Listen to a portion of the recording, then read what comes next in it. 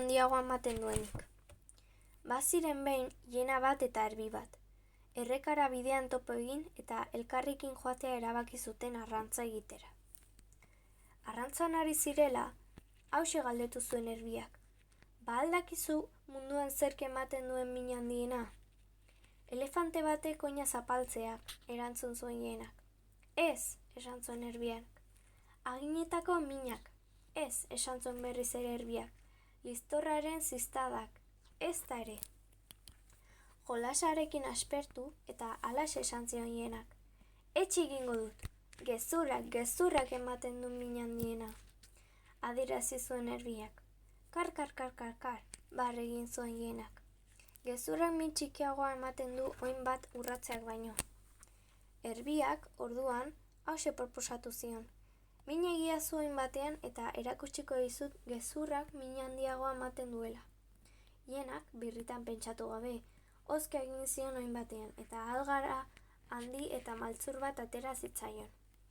Minaren minez oio egin zuen erbiak eta txinetatan errenka desagertu zen zuhaitzen artean. Egun gutxi behar izan zituen zauriak sendatzeko. Goiz batean, guztiak lo zeudela, erregiaren jaurdegira joan zen erbia. Goiz-goizetik, sabela harin izateko, pastel eder bat egin zuen atearen aurrean. Laizter iritsi ziren lehenbiziko bisitariak. Euli ama eta haren atzetik zetoztenak interes handiarekin aritu ziren dantzan halako opari gozoaren inguruan. Tx, deitu ziren erbiak. Pastel hori zuretzat da, baina sekretutxo bat esan barizuet, eta hienarekin gertatu zitzaiona kontatu zien. Euliek zera pentsatu zuen. Honean ikasten ez duenak, txarrean ikasi beharko du. Erbiari lagunduko ziotela erabaki zuten, eta lasai joan zen hura. Handik gutxira kantari hasi zen oilarra, eta zalaparta handia egin zen jaurdegiko patioan. Zaindariak ikusi zutena ikusita, lasterka joan zen erregingana. Maiestatea, zera aurkitu dugu atearen aurrean. Pastel bat karameluzkoa, galdetu zuen erregean jakin minez. Ez, maiestatea, kakaoetezkoa. Baina zaindariek ez zioten esaten, bazekien eta haserretu egingo zela. Eta erregeak berak joan behar izan zuen ikustera. Halako pastel zarra ikusi zuen, kakaozkoa ez. Entzutekoak izan ziren haren hitzak. Minduta zeon oso, eta herriskako animali guztiek biltzeko agindu zuen. Erruduna nor zen jakiteko. Han zeuden guztiak, jirafa, tigrea, kokodriloa, igela, tximua, loroa, hantza, zebra, sugea. Ez zen inor falta, erbia baino ez. Lorategiko sastraka baten atzetik ari zen begira.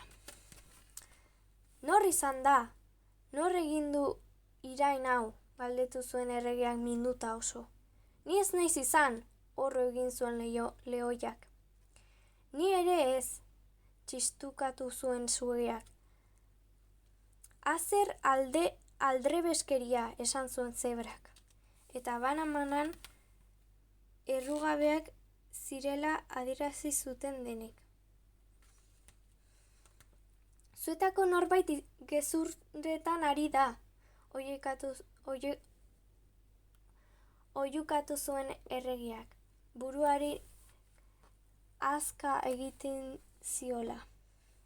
Errege batek buruari hazka egiten dionean ez da izaten zorriak dituelako, kezka dagoelako egiten du. Eta jakintxoengana joan zen aholku eskatzera. Eta jakintxoek euliei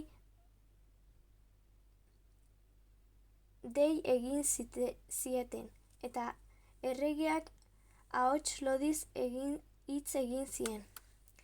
Mundu guztiak badaki, euliak usainen lagunak direla eta ezagutzen dituela kasi guztiak.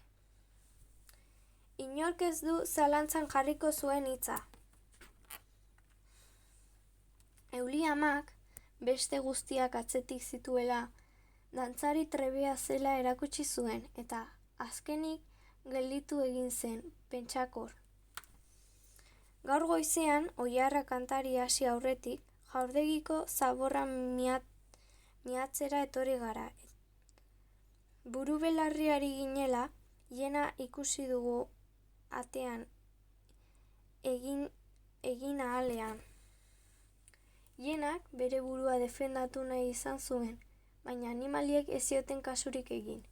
Egun hartan, halako mina sentitu zuen bularrean, herriskatik alde egin zuen. Atzera begiratzen zuela, isatsa hanka artean sartuta, eta horrela ikasi zuen zauri guztietatik gezurrak ematen duela minarik handiena.